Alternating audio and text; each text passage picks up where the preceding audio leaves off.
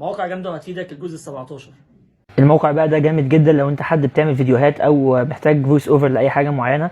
الموقع انت بتكتب له اي نص انت حابب تعمله كفويس اوفر، هو بيعمل لك الفويس اوفر جاهز. يعني انت لو عايز تعمل فيديو من غير ما تظهر فيه وحتى من غير ما تسجل الصوت، مجرد بس انت الفيديو بتعمله بالذكاء الاصطناعي، فممكن الموقع ده يساعدك جدا.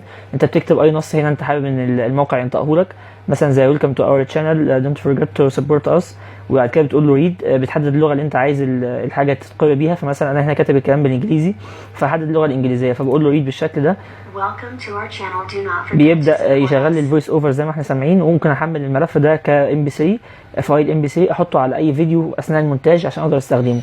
كمان انا ممكن احدد الشخص اللي بيتكلم انا عايزه راجل ولا ست، وفي اكتر من صوت زي ما نشوف. مثلا لو عايزينه راجل بالشكل ده كده. فطبعا الموضوع جامد. لو عجبكم الفيديو ما تنسوش تعملوا لايك للفيديو وشير كتير. شكرا جدا ليكم.